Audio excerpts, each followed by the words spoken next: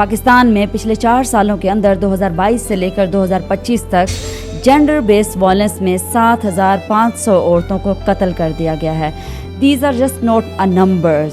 These are death rate in stats, جس میں rape victim ہیں, آنر کلنگ ہے, ایسڈ اٹیک وکٹمز ہیں, شادی سے انکار کرنا ہے. پاکستان میں ایک سال کے اندر 150 سے لے کر 400 کیسز ایسڈ اٹیک کے رپورٹ ہوتے ہیں, جن میں بہت سے کیسز ایسے ہوتے ہیں جو رپورٹ ہی نہیں ہوتے, ان رپورٹڈ رہ جاتے ہیں, اور جو ہاف کیسز رپورٹ ہوتے ہیں اس میں بھی کنوکشن ریٹ 17% ہے only, which is quite alarming کہ جسٹ 17% لوگوں کو سزائیں سنائی جاتی ہیں اور سزائیں دی جاتی ہیں.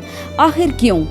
آج کے اس ویڈیو میں ہم ایسڈ اٹیک کرنے والوں کے مائنڈ سیٹ یا پھر مینٹالٹی پر بات کرنے والے ہیں کہ ایسی کون سی تھاٹس ہوتی ہیں, ایسی کون سی چیزیں ہوتی ہیں جس کی وجہ سے ایک انسان یہ مجبور ہو جاتا ہے کہ وہ ایسڈ اٹیک کرے. یہ ایک ایسا مائنڈ سیٹ ہے جس کا حامل یہ سمجھتا ہے کہ عورتوں کے سارے اختیارات اس کے ہاتھ میں ہیں, جب چاہے اس کی زندگی کو 4 چاند لگا دے, جب چاہے اس کی زندگی کو تباہ کر کے رکھ دے. یہ مائنڈ سیٹ ایک دن میں نہیں بنتا, یہ ہمارے آس پاس گھروں کے اندر ہماری سوسائٹی میں پروان چڑھ رہا ہوتا ہے دن بہ دن. یہ تربیت میں شامل ہوتا ہے. یہ اٹیک کا جو پروسیس ہے series of events per based کرتا ہے. ایسا بیہیویئر جب ایک سرٹن لیول پر پہنچ جاتا ہے تو پھر ایسڈ اٹیک کو پریکٹس کرنے میں پرووک کرتا ہے. اب دیکھتے ہیں کہ جینڈر بیسڈ وائلنس میں یا پھر ایسڈ اٹیک میں موسٹ آف دا کیسز میں زیادہ تعداد وکٹمز کی عورتیں ہوتی ہیں. پاکستان کی میل ڈومیننٹ سوسائٹی جس میں مرد کی ایگو, مرد کی ریجیکشن برداشت نہ کرنا, سزا دینا, انتقام لینا, خود کو سپیریئر سمجھنا, عورتوں پر اتھارٹی سمجھنا, ان کی کامیابی برداشت نہ کرنا, عورتوں کو مکمل انسان نہ سمجھنا, اس کے فیصلوں پر اس کو اختیار نہ دینا, عورتوں پر کنٹرول کی خواہش یا پھر ون سائیڈڈ فلیکچویشن جو ہے, یہ جو سوچ ہے, یہ جو ہمارا کلچر ہے, یہ جو ہمارے گھروں کے نظام ہیں, طریقہ کار ہیں, یہ ایک سرٹن بیہیویئر کو اسٹیبلش کرتا ہے. اور یہ جو سارے پیٹرنز ہیں, یہ جو سارے بیہیویئرز ہیں, یہ ہمارے اپنے ہی گھروں میں ہوتے ہیں. ہم ان کو دیکھ رہے ہوتے ہیں, یہ ہمارے سامنے چل رہے ہوتے ہیں جب ہم لڑکا اور لڑکی میں فرق کر رہے ہوتے ہیں. ان سارے بیہیویئرز, ان سارے پیٹرنز کو بنانے والے ہم خود ہوتے ہیں, اور ہم نے کبھی سوچا نہیں ہوتا.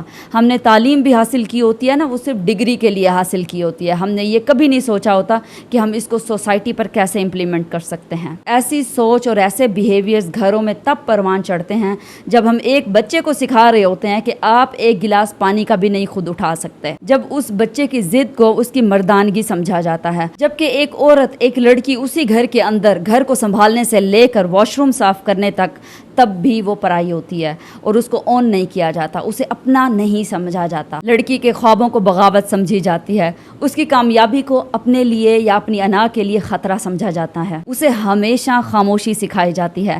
ایسا مرد جب اپنے گھروں سے نکل کر سوسائٹی میں جاتا ہے تو وہ عورتوں کی عزت نہیں کرتا, پھر وہ آبجیکٹ کے طور پر عورتوں کو دیکھتا ہے. اور ایسی سوچ, ایسا بیہیویئر, ایسا گھر مجرم پیدا کرتا ہے. وہ تحفظ دینا تو دور کی بات, کسی کی عزت لوٹنا, کسی کو مارنا بھی اپنا حق سمجھتے ہیں. اصل بات تو یہ ہے کہ جس پر کوئی بات نہیں کرتا, جو عورت وکٹم ہوتی ہے, جس کے اوپر ایسڈ اٹیک ہوا ہوتا ہے, اس کی انٹائر لائف تباہ ہو کر رہ جاتی ہے, اس کی پوری زندگی ٹراماٹائز ہو جاتی ہے, اس کی مینٹل ویل بینگ جو ہے اس پر ایک خاص اور پرماننٹ اثر اور امپیکٹ پڑتا ہے. These kind of women can't be normal anymore. So eventually victims ایسی زندگی گزارنے پر مجبور ہو جاتے ہیں جس میں لیک آف ٹرسٹ ہوتا ہے, لیک آف کانفیڈنس ہوتا ہے, lack of freedom and safety ہوتا ہے. ایسے اٹیکس بہت بڑا مینٹل ٹارچر ہوتے ہیں جس میں ایک شخص کی آئیڈینٹی, اس کے چہرے کو, اس کی پوری شناخت کو مسخ کر دیا جاتا ہے. پاکستان میں 28 دسمبر 2011 میں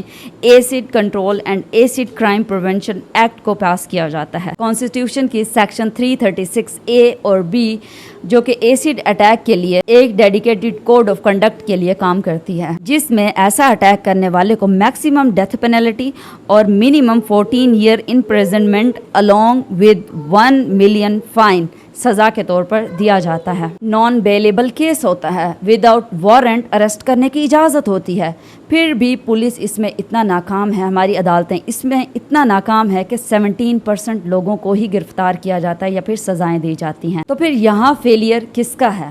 اوبیسلی سسٹم کا ہے. یہاں پر ہر چیز میں کرپشن ہے, ہر اسٹیٹ میں ہر لیول پر کرپشن کی جاتی ہے. آخر بندہ بات کرے تو کس کس چیز کی بات کرے؟ ایسڈ کو سیل کرنے, ارد گرد تک پہنچانے یا پھر لوگوں تک رسائی حاصل کرنے میں اس میں پیچھے ایک پورا بزنس کا یا پھر فائنینشیل انسٹیٹیوشن کا پورا ایکو سسٹم چل رہا ہوتا ہے جو کہ پیسے کما رہا ہوتا ہے, اس لیے یہ ایزیلی ہر کسی کے پاس اویلیبل ہوتا ہے. ڈاکٹر مہنور کے کیس میں اپیرنٹلی جو مجرم ہے ہمایوں, اس کو پکڑا نہیں جاتا, ٹرائل نہیں دلوائے جاتے, اس کو عدالت میں پیش نہیں کیا جاتا بلکہ اس کا انکاؤنٹر کر دیا جاتا ہے. یاد رکھیے انکاؤنٹرز مسئلے کا حل نہیں ہے اور نہ ہی یہ ڈاکٹر مہنور کے لیے انصاف تھا. ہمایوں سسپیکٹ تھا, وہ مجرم نہیں تھا. کیوں؟ کیونکہ اس کے اوپر فرد جرم عائد ہی نہیں ہوئی تھی.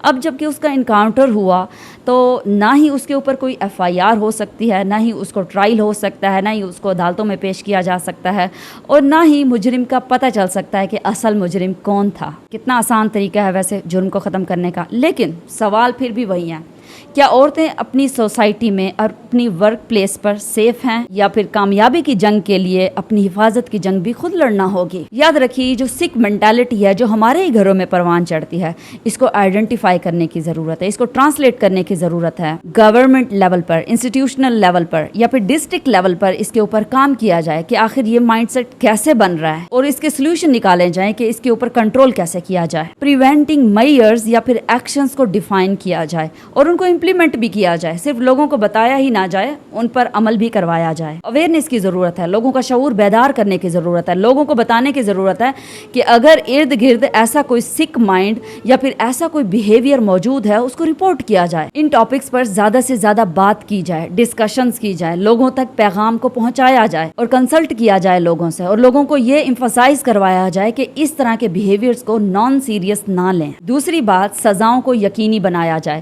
ان جیسے لوگوں کو پکڑا جائے, ان کا ٹرائل دلوایا جائے, ان کو عدالتوں میں پیش کیا جائے, ان کو سزائیں دلوائی جائیں تاکہ لوگوں کا ٹرسٹ بحال ہو انسٹیٹیوشنز پر. اگر پولیس اپنی ورک پلیس پر جو کہ انتظامیہ ہے اگر روڈ کے اوپر فیصلے کرے گی تو کس کو کیا پتا چلے گا کہ مجرم کون تھا کون نہیں تھا؟ کیا ہمارا دین یہی کہتا ہے کہ سزائیں دینے کا جو عمل ہے وہ ایسا ہونا چاہیے؟ ہمارا دین تو یہ کہتا ہے کہ جب تک فرد جرم عائد نہ ہو جائے, اس کے اوپر سزا نافذ نہ ہو جائے, آپ اس کو سزا نہیں دے سکتے. پبلک لائف سب کی سیف بنانا ہر کسی کے اوپر فرض ہے, ہر کسی کا حق ہے. خاص طور پر جو ہمارے انسٹیٹیوشنز ہیں, پولیس کا انسٹیٹیوشن ہے, اس کے اوپر فرض ہے کہ لوگوں کو سیف فیل کروائے, نہ کہ اس طرح آئے دن انکاؤنٹرز کریں کہ لوگوں کو پتہ ہی نہ ہو کہ کون مرا ہے یا کون نہیں مرا.